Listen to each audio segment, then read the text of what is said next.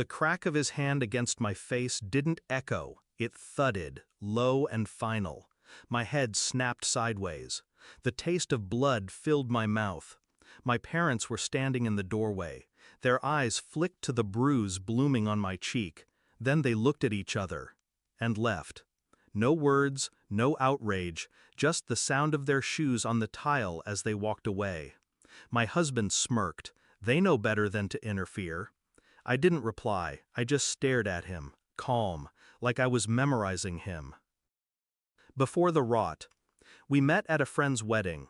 He was charming, attentive, the kind of man who pulled out chairs and remembered how you liked your coffee. My parents adored him instantly, said he was solid, ambitious, a provider. At first he was. Flowers at my office, surprise trips, late-night whispers about our future. But control doesn't start with a slap. It starts with small permissions stolen. Who you see, what you wear, where you go. I didn't notice the bars of the cage until the door clicked shut. The shift. The first time he hit me, he cried afterward, said it was the stress. The second time, he bought me a necklace. By the third, he didn't bother with excuses. My parents saw the signs. They chose silence over scandal. That night, with the bruise still fresh, I realized something. I couldn't count on rescue. I'd have to become my own. The plan. I didn't scream. I didn't pack a bag. I smiled at him, made dinner, kissed him goodnight, and while he slept, I began. I moved my personal savings into an account he couldn't touch. Quietly documented every injury, photos, dates, medical reports. Recorded his rages on my phone.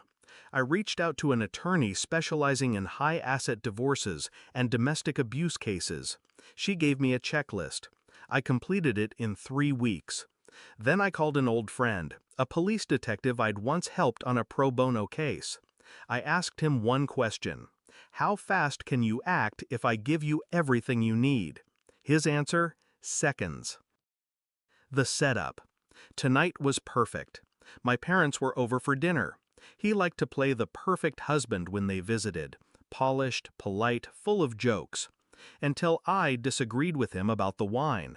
That was all it took. The slap. The smirk. My parents leaving. He thought I'd been humiliated.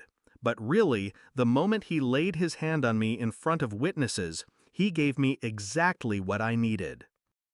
The call. I went upstairs, locked the bathroom door, and dialed my detective friend. It just happened, I said. 10 minutes later, the police were on their way, with an arrest warrant already signed based on my months of evidence. The confrontation. I came back downstairs, hair brushed, lipstick reapplied, bruise still raw on my cheek. He was in the living room, pouring himself a drink. "Where'd you run off to?" he asked, smug. "To make arrangements," I said. There was a knock at the door, sharp, official. When he opened it, 2 officers stepped inside. "Sir, you're under arrest for felony domestic assault, coercive control, and financial abuse." His face drained. "This is a mistake."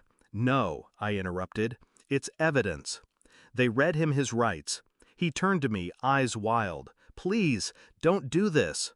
And then he was on his knees, hands clasped, begging. I just stepped back, watched as they cuffed him and led him out. The return.